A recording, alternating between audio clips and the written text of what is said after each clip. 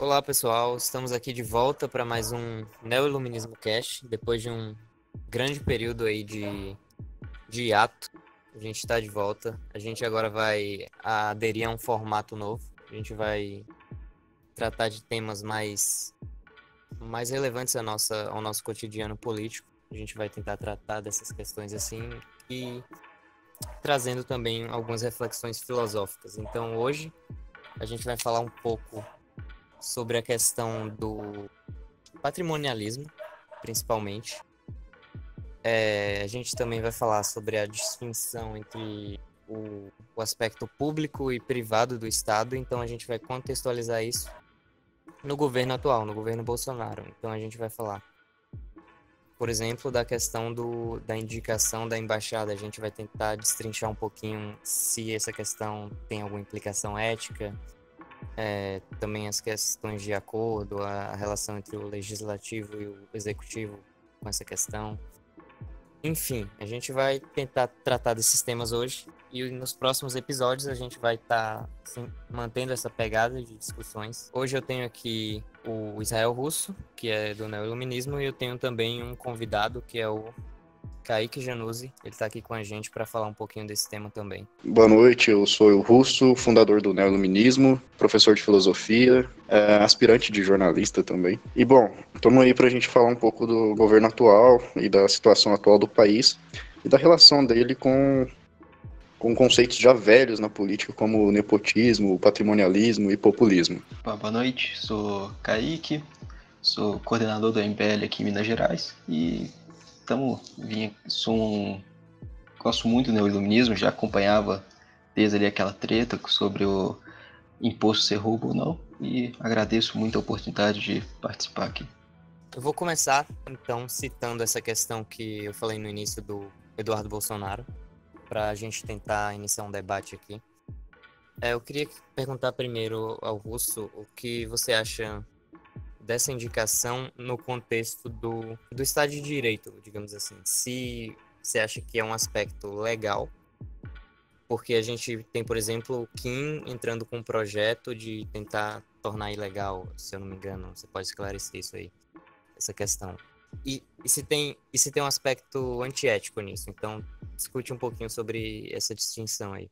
Então, o projeto do Kim, na verdade, ele quer colocar a indicação de algum parente, acho que até terceiro grau, para embaixadas e etc., para ministérios, como nepotismo, que aí seriam criminalmente na Constituição. E eticamente, claramente é errado, porque faz parte ali do patrimonialismo, faz parte da confusão e da não distinção entre o público e o privado. Então, claro, a gente está focando muito nisso também hoje em dia, na indicação do Eduardo, e tem que entender que o patrimonialismo ele está presente também em outras ações do Bolsonaro, como ele usar a máquina pública para tentar defender o próprio filho de investigações. Então, assim, são várias instâncias que o Bolsonaro ele se utiliza desse patrimonialismo. Então, claramente é antiético.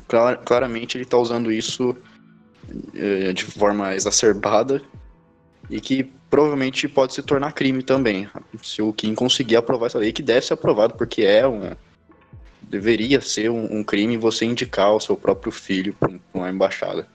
E sem entrar no mérito que ele não tem, o Eduardo, para assumir a embaixada, o simples fator dele ter um grau de parentesco de primeiro grau com o Bolsonaro já o impediria de ser indicado para a embaixada. Então a gente tem muitos fatores, né, envolvidos aí. A gente tem a questão técnica, que realmente é alarmante, né, porque é um cara que tem as qualificações necessárias para esse cargo. A gente tem esse fator do patrimonialismo, que, para a gente entender bem o patrimonialismo, a gente poderia dizer que ele seria uma espécie de uso do seu cargo público, digamos assim, para favorecer pessoas específicas que têm algum tipo de ligação com você, seja parentesco ou proximidade, enfim.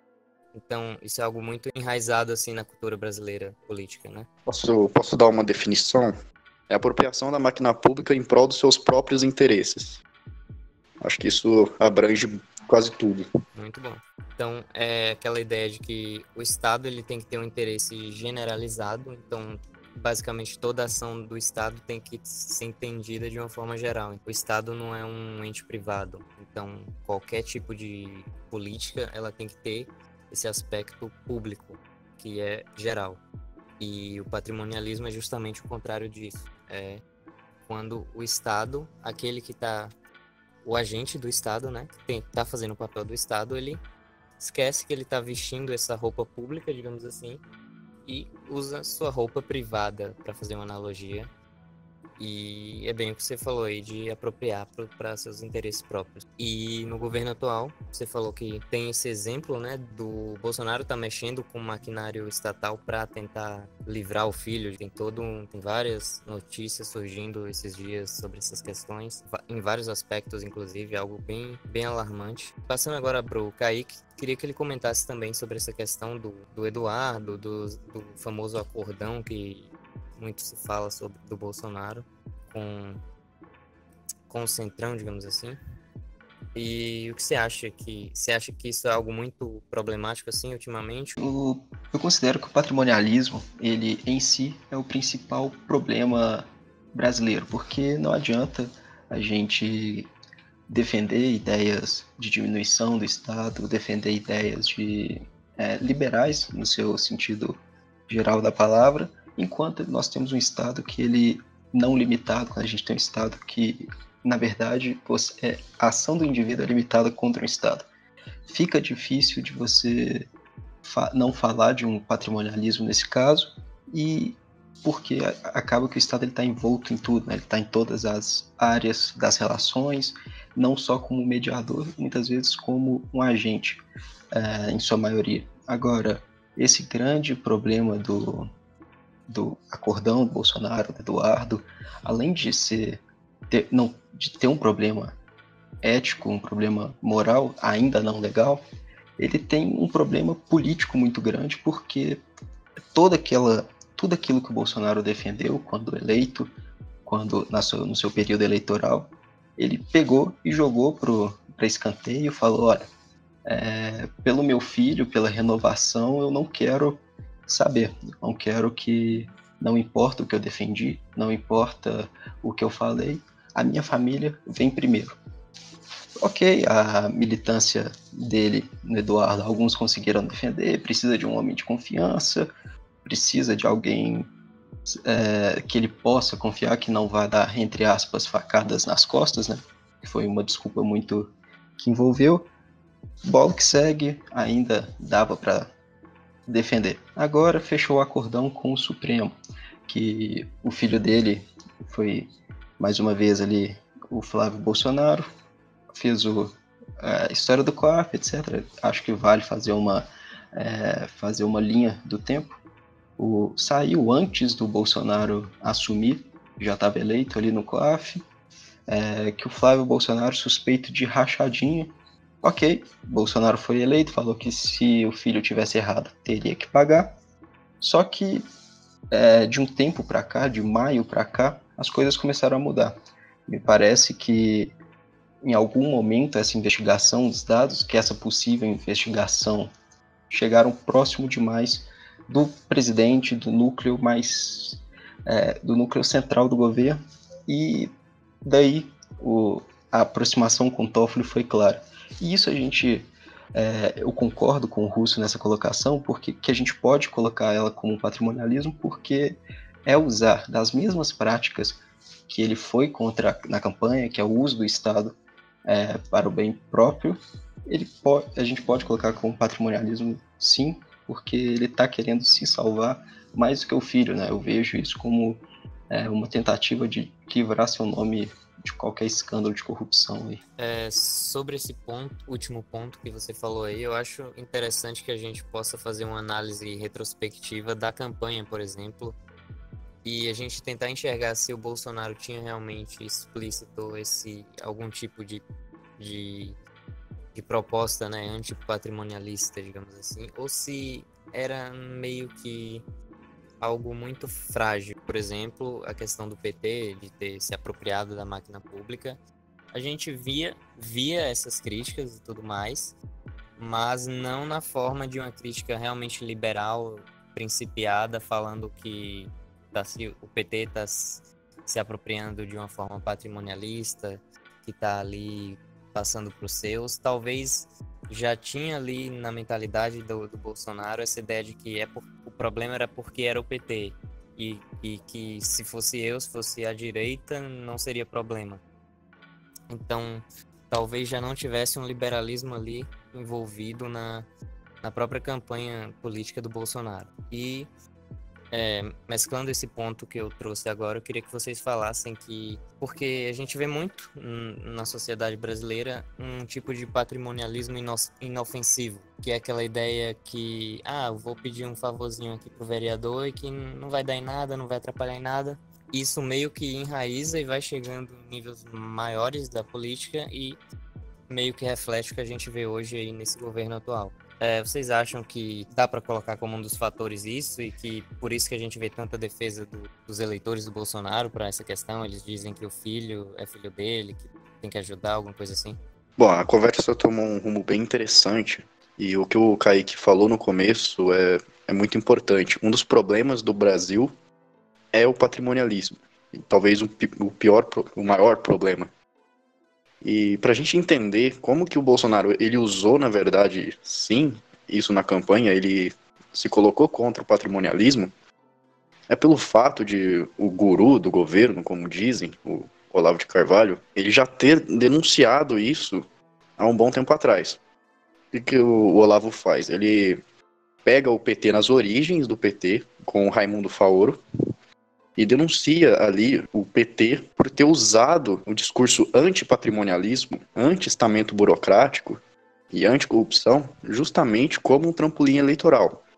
O Olavo, ele acerta nessa análise dele, quando ele volta ali no tempo, porque realmente o PT ele fez isso. Ele usou esse discurso, ele usou um discurso populista, né? Ele conciliou o populismo. Bom, a gente é o representante do povo que vai acabar com essa corrupção, com essa roubalheira, e implicitamente ou explicitamente estava ali pelo Partido dos Trabalhadores uma luta contra o estamento burocrático e contra o patrimonialismo. E é justamente o que eles fazem. Porque a denúncia do Olavo de Carvalho é que o PT, após ser eleito, após eles assumirem a máquina pública, eles fizeram exatamente tudo aquilo que eles denunciaram. Eles se apropriaram da máquina pública em prol dos seus próprios interesses. E isso a gente viu no decorrer dos anos, com os escândalos de corrupção e tudo mais, e as indicações, etc.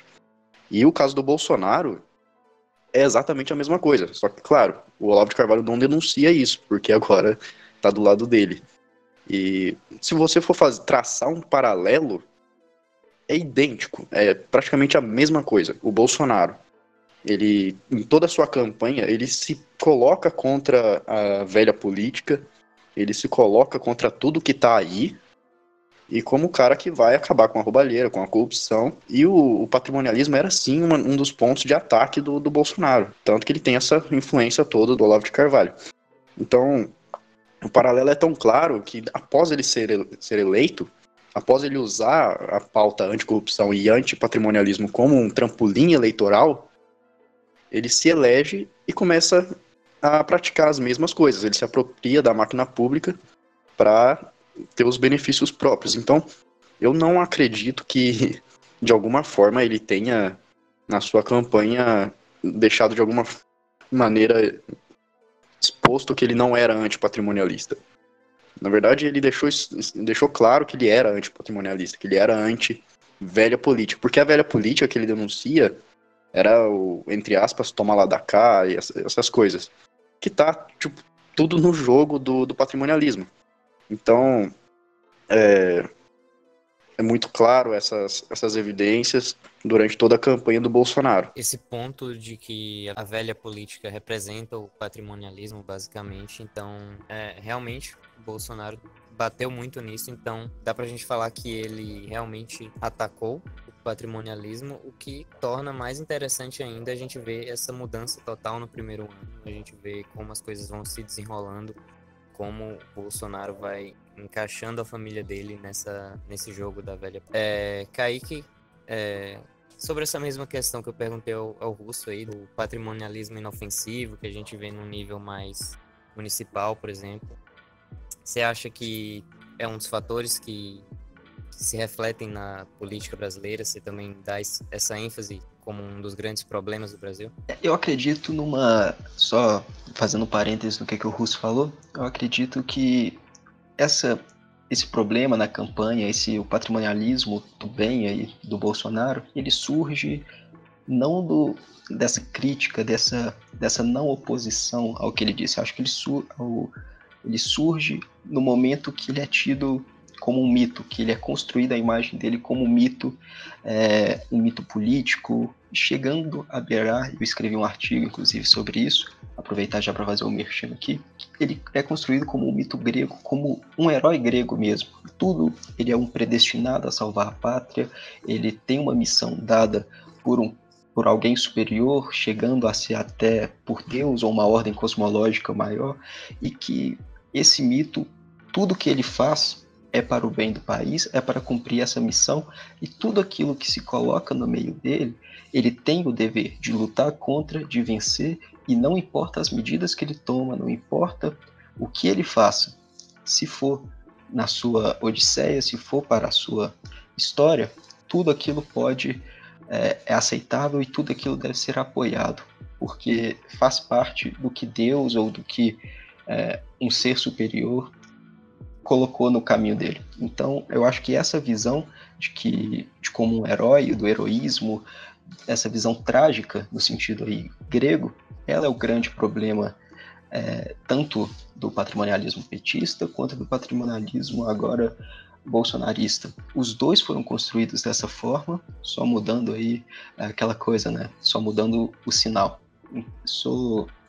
Então, acho que essa é a grande questão. O cerne da questão é a mentalidade messiânica do brasileiro, de querer espelhar em alguém tudo aquilo que você anseia de uma vez. Depois a gente vai colocar o link do seu artigo aí, a gente vai colocar também outros artigos que a gente tenha no neoiluminismo que sejam relevantes para esse tema que a gente está discutindo aqui. E eu acho que para a gente finalizar esse tema aqui de hoje, um ponto que seria interessante de discutir, ligando já essa questão do mito, da tragédia que você trouxe, é como a gente pode enxergar os defensores do Bolsonaro hoje em dia que fazem suas elasticidades argumentativas para defender todos esses pontos, todas essas ações patrimonialistas realmente. Tanto a indicação do Eduardo como embaixador, quanto as questões do filho dele, de tentar tirar ele das possíveis das investigações, condenações, enfim. Então, voltando mais uma vez ao Olavo, ele falou num vídeo recente dele que o Bolsonaro ele precisa ter uma militância, né? E eu discordo disso, porque o Bolsonaro ele já tem uma militância muito forte, e a militância, no sentido que o Olavo de Carvalho fala, são as pessoas que pensam entre si e organizam as massas. Bom, o Olavo ele é um cara que leu o Ortega y Gasset, ele leu o Mário Ferreira dos Santos, ele sabe exatamente do que ele está falando, que ele é uma pessoa um pouco sociopata, que ele acredita justamente que você pode manipular as pessoas. As pessoas não estão entendendo isso, não estão vendo isso claramente. Quem tinha muito esse ideal de instrumentalização das massas era Lenin, por exemplo. E eu acho que agora vai piorar um pouco, porque ele tornou público isso, uma coisa que já existia. Não vai nascer uma militância bolsonarista agora, porque ela sempre existiu. E os seguidores eles vão continuar fanáticos ao Bolsonaro, a não ser que a gente tenha alguma ruptura muito grande no governo. Por exemplo, o Moro sair do governo, a gente tem uma perda muito grande pro bolsonarismo. Mas a militância já existe e ela vai continuar, porque ela vai fazer toda a sua manobra argumentativa para defender tudo aquilo que o Bolsonaro faz. E muito bem exposto pelo Kaique Januzzi, que isso vai continuar. A gente sempre viu os grandes, como se diz, os cabeças do bolsonarismo articulando uma argumentação, um retoricismo sofisticado para tentar defender as ações do Bolsonaro. Isso torna-se um pouco mais difícil à medida que as coisas que o Bolsonaro faz são gritantes e, como a gente traçou o paralelo aqui, idênticos ao que o PT fazia. Só que a gente tem uma massa que ainda defende o Lula. A gente tem o maior movimento da esquerda hoje, ainda é o Lula livre. O Lula, que é um cara claramente envolvido em todos os esquemas de corrupção da história do PT, que sustentou uma quadrilha criminosa no governo, ele tem uma base militante, uma base de massa muito forte até hoje, que é a maior tese que vigora na esquerda até hoje, que ele é um preso político. Então é muito difícil que o Bolsonaro, que está em ascensão ainda, tenha uma grande perda agora. Eu acredito que vai ficar mais organizado, porque é um negócio público agora. O Olavo e o Alan dos Santos tornaram isso público, e agora, de fato, eles vão militar pelo Bolsonaro sem nenhuma restrição. Uhum. Esse ponto do Lula livre é bem interessante, porque a gente pode fazer uma análise até de ciência política aqui, como um extremismo meio que vai refletindo e batendo no outro, até que a oposição a esse extremismo meio que reflita o que ele era antes. Então, tem muitas teses na ciência política que estudam a história, né, nesse contexto, nessa análise. Então, a gente pode até aplicar isso, digamos, a forma como o governo Bolsonaro tem se moldado. Kaique, você podia falar aí, terminar esse ponto, e aí a gente encerra aqui. Esse ponto, esse vídeo do Olavo, ele me incomodou de uma forma assim, que eu acho que vai ser mais um desabafo do que uma análise técnica. Cara, esse vídeo, o Olavo, ele parte de um ponto que ele ignora qualquer inteligência das pessoas, qualquer independência que a pessoa possa ter, e fala, não, se você não escutar, se você não seguir 100% o que o Bolsonaro fala, se você não matar ou morrer pelo presidente, pelas ideias, pelo que o presidente faz, seja certo ou errado, você é um traidor, você é um comunista, você não serve para nós. E o Olavo, ele vem de um lastro filosófico que, não necessariamente filosófico, um lastro de ensinamento que ele não tem a intenção de combater um comportamento filosófico, um comportamento como player político, que ele não tem intenção de combater o comunismo, ele não tem intenção de combater a esquerda. Ele tem intenção, sim, apenas de manter o seu grupo seleto, subserviente ao seu projeto de poder. Porque o Olavo de Carvalho, ele sempre pregou uma guerra cultural. O grande erro foi a guerra cultural, foi não ter entrado na guerra cultural. Mas como que ele vai entrar nessa guerra se ele não ocupa os espaços acadêmicos? Ele é um contra-acadêmico. O Olavo de Carvalho, ele quer ser o iluminado, trazer a grande revolução cultural conservadora para o Brasil, vencer o marxismo cultural sem entrar nos espaços de cultura. Então, toda essa linha de pensamento do Olavo, ela já vinha sendo construída e agora ele tornou-a pública, falando: isso que a gente prega, isso que a gente faz, nós somos os bastiões da verdade. Qualquer racionalidade que você possa ter independente, ela não vai ser aceita, ou você vai com a gente, ou você é um traidor. Então, foi esse grande problema, foi esse que eu vi, que ele, literalmente, ele colocou num curral ideológico. Isso é péssimo, né? Se a gente não precisa falar. Historicamente, quando isso aconteceu, tivemos grandes problemas. Tem um livro sobre o nazismo que fala disso, que é a chegada do terceiro Reich, do Evans, se não me engano, acho que é do Evans, que ele fala muito bem disso. Ele traz como que a direita alemã, a extrema direita alemã, ela começou a agir publicamente e atacar a direita democrática, que em vez de combater, tentava achar um meio termo. E cada vez que ela se opunha à direita, aí a partir do momento que ela se opôs à direita democrática, já não tinha como ela se posicionar. Acredito que não tem nada de novo no que o Olavo vem fazendo, ele estudou tudo isso, mas é preocupante, me preocupa muito isso, politicamente falando. Filosoficamente, o Olavo não apresentou nada de nas suas teses de relevante. Então, acho que sobrou a ele, isso é um grito, um suspiro, né? Um desespero, é o iminente, assim, o final do desespero dessa ala. Eu discordo um pouco do Russo nesse ponto. Eu acredito que a força do bolsonarismo tá na Lava Jato, tá no lavajatismo, e eles se desassociando disso, o bolsonarismo perde força. Agora, o meu grande ponto, que o Olavo, esse suspiro, é porque filosoficamente ele não apresentou nada. Ele tentou refutar Kant, parecia que foi um menino de segundo ano do ensino médio que teve uma aula com um professor de uma rede municipal que não entendeu noção de espaço-tempo, enfim, ficou uma bagunça aquilo ali em Kant.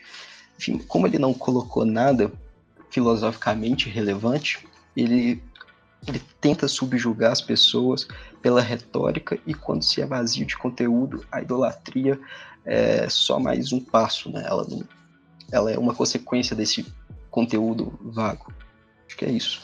Sobre o ponto que você trouxe ali da voz da extrema-direita, ela meio que sufocar a voz da direita democrática, mais liberal, então é um ponto muito interessante para a gente associar com o nosso contexto, porque geralmente é assim, as vozes mais extremas, elas começam num número menor, mas elas são mais fortes, então elas vão, através dessa força, desse impacto, desse apelo irascível, emocional, elas vão conquistando as massas e vão magnetizando as massas que estavam antes no lado mais moderado. Então é algo que a gente vê um pouco acontecendo, tanto do lado petista quanto do lado bolsonarista atualmente, que é o discurso inflado que acaba não agregando, acaba calando o debate público que traz produtividade. E isso realmente é um problema no nosso contexto político, e algo que eu acho que uma visão pessimista é a mais realista nesse caso, porque é algo que tende a continuar mesmo historicamente em ciclo.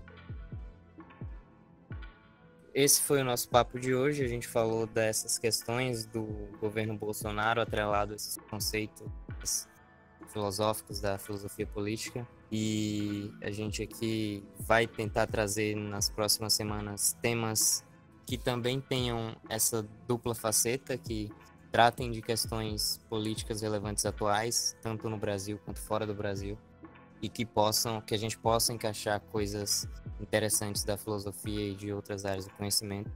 Espero que vocês tenham gostado desse episódio de hoje. Deixem as sugestões dos próximos temas, vocês podem opinar, a gente vai vendo. E siga a gente nas redes sociais, a gente está no Instagram, @neoiluminismo, também no Facebook, facebook.com/neoiluminismo. Acesse o nosso site também, a gente vai deixar alguns artigos que sejam relevantes para esses temas que a gente discutiu hoje, para vocês terem uma leitura complementar. E eu vou deixar o Russo e o Kaique darem suas considerações finais, e é isso, até a próxima. Bom, queria agradecer a todos que ouviram, agradecer ao Kaique que aceitou o convite de participar, pedir para vocês se inscreverem no canal também. E, bom, se a gente tiver realmente um afastamento do bolsonarismo por essa questão do lavajatismo, será muito bom, uma coisa muito positiva para o país, porque a gente realmente está começando a acordar. E é isso. Agradecer ao convite aí do Neoiluminismo, e agradecer a todo mundo que ouviu, que escutou. Inscreva-se no canal, ative o sininho, compartilha. É isso. Mais uma vez, muito obrigado. E acho que a partir do momento que a gente passa a criticar, passa a idolatrar, deixa de idolatrar,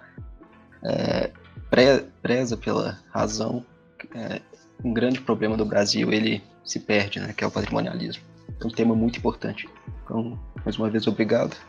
Isso, boa noite.